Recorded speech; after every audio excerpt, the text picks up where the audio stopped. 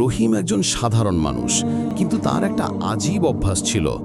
যখন তিনি তার ঘর এর বাহিরে চেয়ার নিয়ে বসতেন, তার পাশে একটা খালি চেয়ার রাখতেন। পাড়ার লোক সবসময় তাকে খেরাতো যে, আপনি একলা বসে আসেন, একটা চেয়ার হলেই তো হতো, দ্বিতীয় চেয়ার কিসের জন্য? রহিম ভাই মুচকি হেসে বলতেন, কোনো সময় কোনো মুসাফির ক্লান্ত হয়ে আসে, জায়গা তো থাকা প্রয়োজন। কয়েক মাস কোনো লোক বা মুসাফির আসে না। লোক বলতো এ তো বেফকুফ, কিন্তু এক রাত অধিক পরিমাণে বৃষ্টি হয় এবং আসমান থেকে বিজলি গর্জন করছিল আর সড়কের ওপর পানি ভরে গেল। তখন এক মুসাফির, তার সমস্ত শরীর ভিজে গেছে, তিনি হাঁপাতে হাঁপাতে এসে বলে, আমি এখানে বসতে পারি? অনেক দূর থেকে এসেছি। রহিম সাহেব মুচকি হেসে উত্তর দিলেন, এই চেয়ার তো তোমার জন্য সব সময় অপেক্ষা করতেছিল।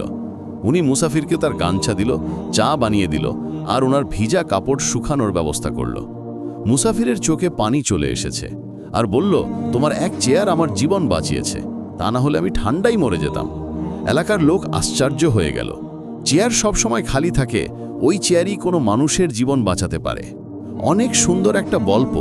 এটা থেকে আমরা শিখতে পারি যে ভালো কাজ আর সৎ উদ্দেশ্য কখনোই বৃথা যায় না, আল্লাহ সেটার পুরস্কার দেন। রহিমের খালি চেয়ারটা হয়তো দেখতে সাধারণ লাগছিল, কিন্তু সেটা আসলে একটা মানুষের জীবন বাঁচিয়েছে। আপনার চ্যানেলে এমন ভালো ভালো গল্প থাকলে অনেকেই দেখতে পারে, আর বেল বাটন বাজানোর কথাটা বলায় মানুষ নতুন ভিডিওর খবর পাবে। আল্লাহ আমাদের সৎ কাজ করার, আমল করার তৌফিক দান করুন। আমিন।